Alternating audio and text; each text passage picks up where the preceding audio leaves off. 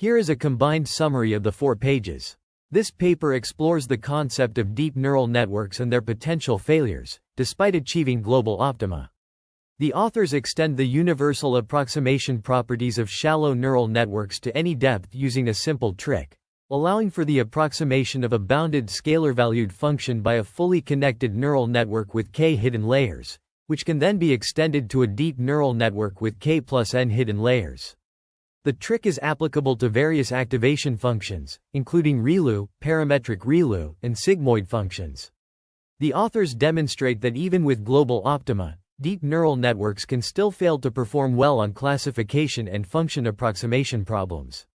They construct examples of binary classification and function approximation in 1, 2, and high dimensions for networks with ReLU, parametric ReLU, and sigmoid activation functions. These examples illustrate that achieving global optima does not guarantee optimal performance, as the network may still suffer from overfitting or other issues. The paper provides a method to construct a function that can be approximated by a deep neural network with k plus n hidden layers, given that it can be approximated by a fully connected neural network with k hidden layers. This is achieved by attaching n extra hidden layers with any width is greater than or equal to 1 and selecting one neuron at each layer. The output of the hidden layer k plus n is set to a specific function of the input, ensuring that the function can still be approximated. The authors also estimate fk plus n minus fk is less than or equal to ce, where c greater than 0 doesn't depend on e, for ReLU-like activation functions. This is achieved through Taylor's expansion and bounding the second-order derivative of the activation function. The proof involves selecting one neuron at each layer, ensuring the input remains the same as the initial condition. The paper concludes by emphasizing the importance of understanding the properties of global optima to understand how they affect the performance of the model. The proposed neural network structure for 1D binary classification is illustrated in Figure 1, where the green cubes represent intermediate values.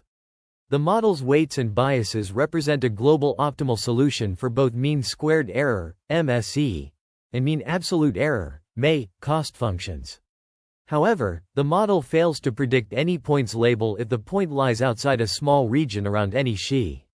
For the cross-entropy cost function, the final output is defined as f2, x, equals 1/2 a, I1, x, 1b1, 1/2 a, I2, x, 1b2, plus 1/2.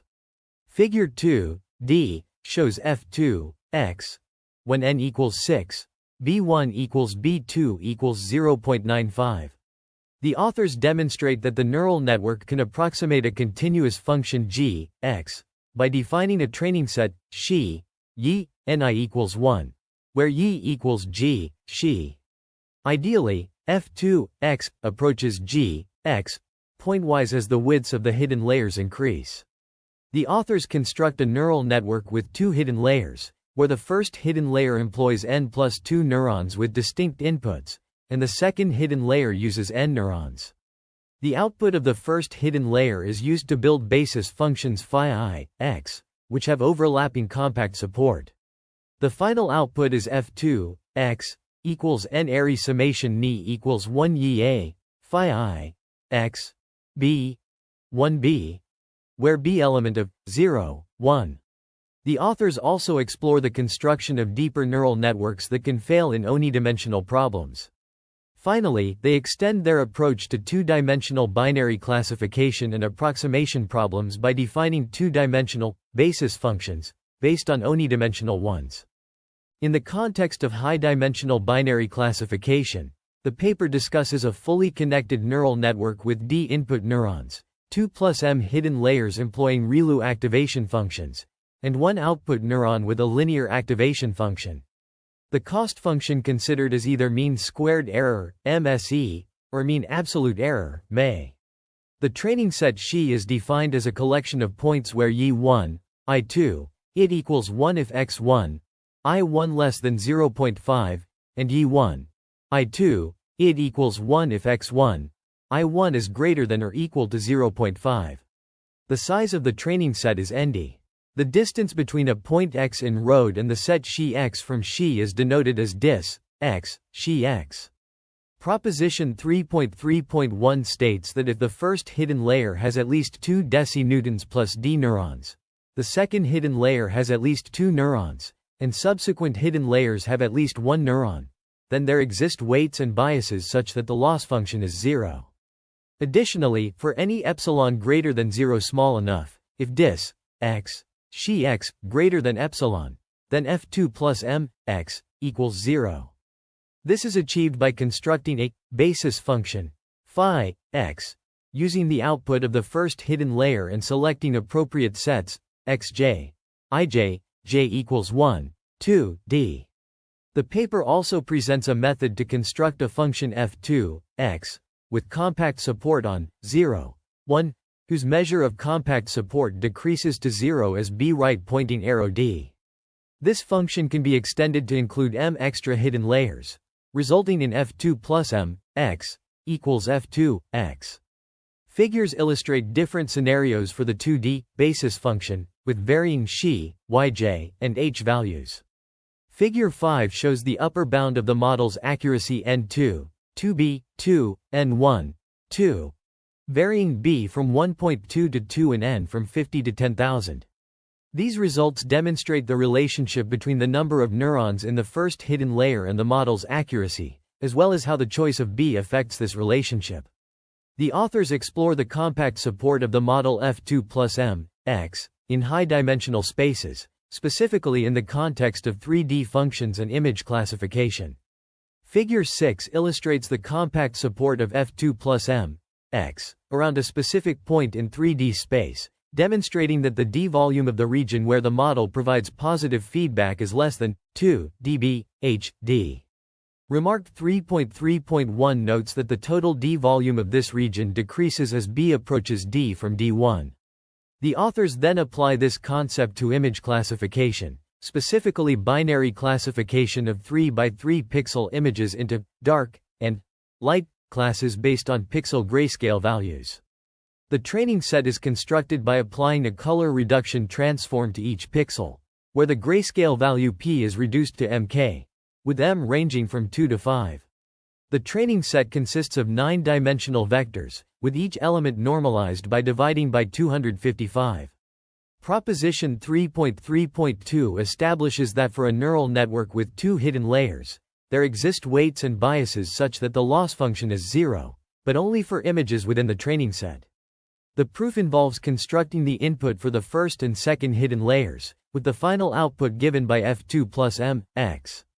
Remark 3.3.2 notes that even with a large training set, the accuracy of the constructed model is low, highlighting the limitations of the approach. The authors provide a table comparing the size of the training set and the number of neurons required for different values of m, demonstrating the enormity of the dataset and the relatively small number of neurons required. Despite this, the model still fails to achieve acceptable accuracy, even with the global optimal solution and additional hidden layers. In the context of deep neural networks, this paper explores the approximation capabilities of parametric ReLU and sigmoid activation functions. The authors construct solutions that can be as close to the global optima as possible, but the approximation is still very poor. For unidimensional binary classification problems, they show that if the first hidden layer has at least n plus 2 neurons and the second hidden layer has at least 4 neurons, there exist weights and biases such that the loss function is 0. However, for any epsilon greater than 0 small enough, if dis x xi x greater than epsilon, then f2 plus m x equals 0, indicating a poor approximation when the target function is not 0. For unidimensional function approximation, the authors prove that if the first hidden layer has at least n plus 2 neurons, the second hidden layer has at least 2n neurons, and h2 plus k is greater than or equal to 1. 1 is less than or equal to k is less than or equal to m. There exist weights and biases such that the loss function is 0. However, for any epsilon greater than 0 small enough, if dis x xi x greater than epsilon, then f2 plus m x equals 0, which means if g x does not equal 0, the approximation is poor. For high-dimensional problems, the authors use the same settings and notations as in section 3.3, except for the basis function and activation function. They define the basis function as an equation 3.17, requiring second neurons in the second hidden layer. Each pair used to construct a, and the final output is defined in equation 4.13. As B right pointing arrow D, the approximation will fail, even though it is the global optimal solution. Deeper networks will fail in the same way as the 1D case. Finally, the authors turn to networks with sigmoid activation functions. They begin by constructing a unidimensional basis function phi x, defined in equation 5.1, which is symmetric and tends to a spike as k increases. They then define a function a x in equation 5.2, which is used to construct solutions that fit the training data very well but are only good approximations near the training points xi x. The results are extended to deep networks by theorem 2.1. Here is the combined summary of pages 17-20.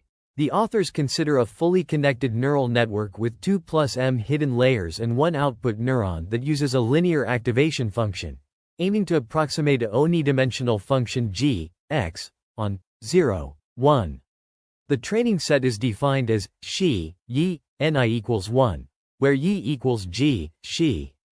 Proposition 5.1.1 states that under certain conditions on the width of the hidden layers, there exist weights and biases such that the loss function is less than any given epsilon. However, if d, x, xi, ni equals 1 greater than epsilon, then the approximation is poor.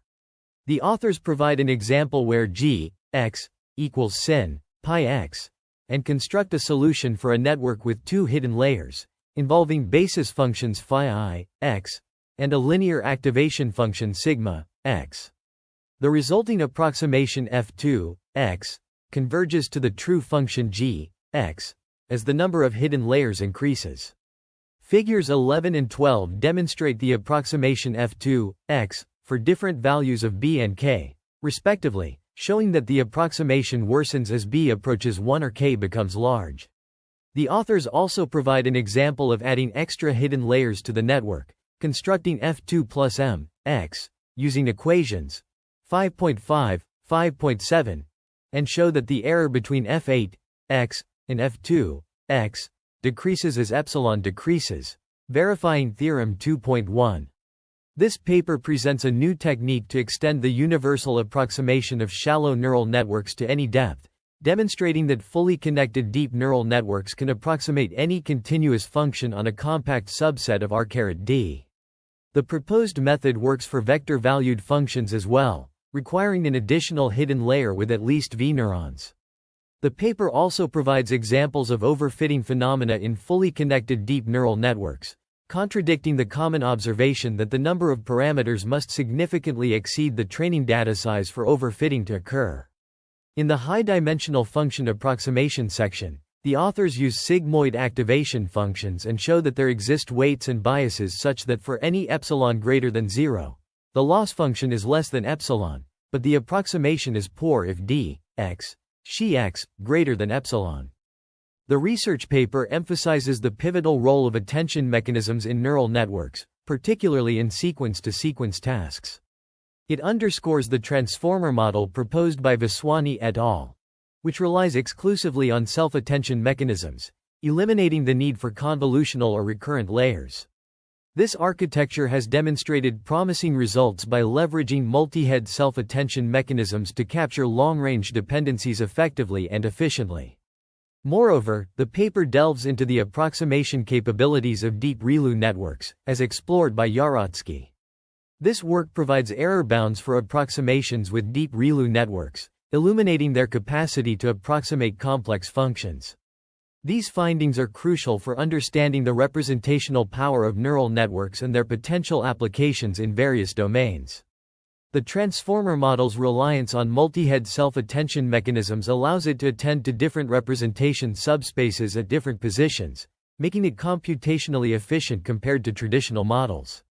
Meanwhile, Yarotsky's work on deep ReLU networks demonstrates that these networks can approximate a wide range of functions with high accuracy, with the provided error bounds offering insights into how the depth and width of the network influence its approximation capabilities. The paper concludes by highlighting the significance of attention mechanisms and deep ReLU networks in advancing the field of neural networks. It emphasizes the need for further research to fully understand the potential of these technologies and their applications in various areas of machine learning and artificial intelligence.